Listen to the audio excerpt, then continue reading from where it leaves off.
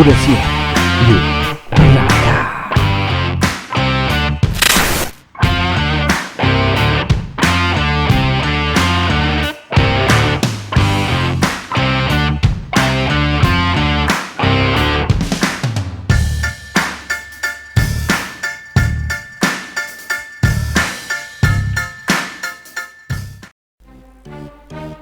Assalamualaikum warahmatullahi wabarakatuh. Apa kabar anak-anak? Semoga kalian dalam keadaan sehat selalu. Hari ini kita akan belajar tentang perpindahan kalor. Muatan IPA, tema 6, subtema 2, KD 3.6 dan 4.6. Tujuan dari pembelajaran IPA hari ini adalah yang pertama, kalian dapat mengetahui cara-cara perpindahan kalor dalam kehidupan sehari-hari. Yang kedua, keuntungan dan kerugian perpindahan kalor dalam kehidupan sehari-hari. Baiklah, kita akan mulai mempelajarinya. Cara-cara perpindahan kalor dalam kehidupan sehari-hari. Kalor dapat berpindah dari benda yang memiliki suhu lebih tinggi ke benda dengan suhu yang lebih rendah hingga tercapai keseimbangan suhu. Dengan demikian, perpindahan kalor terjadi pada benda-benda yang memiliki suhu berbeda agar suhunya menjadi sama. Cara perpindahan kalor dari satu benda ke benda lain tidak selalu sama. Ada 3 cara perpindahan kalor, yaitu konduksi, konveksi, dan radiasi. Oke, yang pertama adalah konduksi. Konduksi merupakan perpindahan kalor tanpa disertai perpindahan zat perantaranya. Contohnya adalah yang pertama, tangan memegang cangkir berisi teh hangat, maka tangan kita akan terasa hangat. Kemudian, knalpot menjadi panas setelah mesin sepeda motor dihidupkan lama. Dan yang ketiga, tutup panci akan terasa panas saat panci digunakan untuk memasak. Kedua, konveksi. Konveksi merupakan perpindahan kalor melalui perantara di mana zat perantaranya ikut berpindah pula. Contohnya adalah air yang dipanaskan di dalam panci. Ketika memanaskan air akan terlihat seperti diaduk.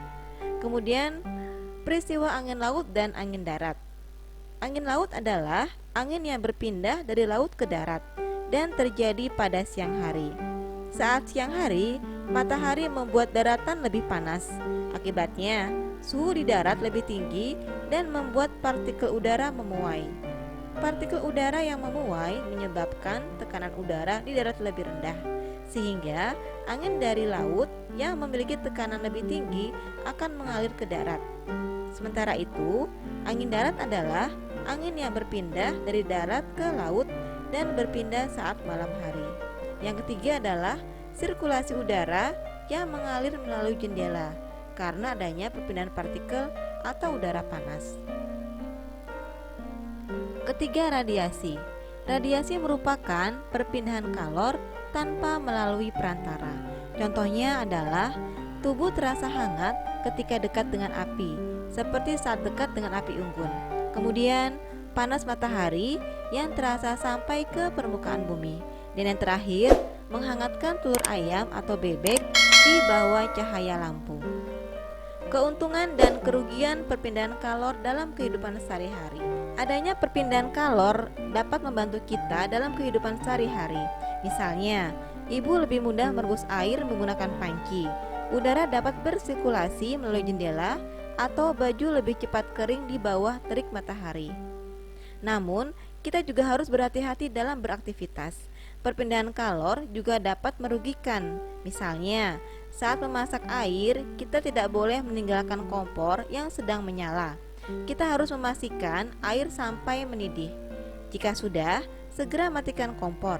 Hal ini dapat menghindarkan kita dari bahaya kebakaran. Perhatikan tabel perbandingan keuntungan dan kerugian adanya perpindahan panas serta antisipasinya berikut. Yang pertama adalah konduksi. Konduksi contohnya memasak air menggunakan panci aluminium. Keuntungannya adalah air lebih cepat mendidih.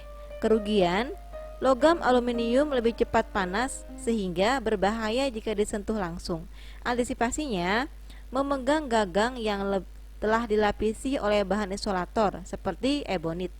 Kemudian, menggunakan sarung tangan atau kain untuk memindahkan panci dari kompor.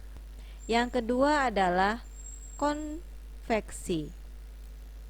Konveksi contohnya adanya aliran air saat air mendidih.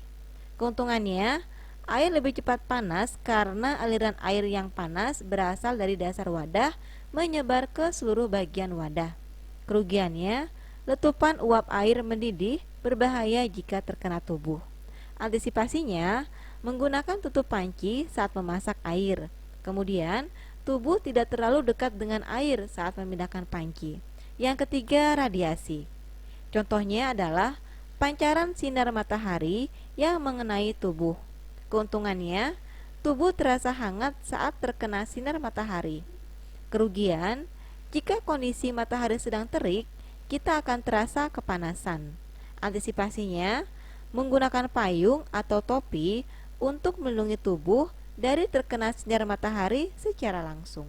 Demikianlah pembelajaran kita hari ini. Semoga kalian bisa memahaminya dengan baik. Alhamdulillah, terima kasih. Assalamualaikum warahmatullahi wabarakatuh.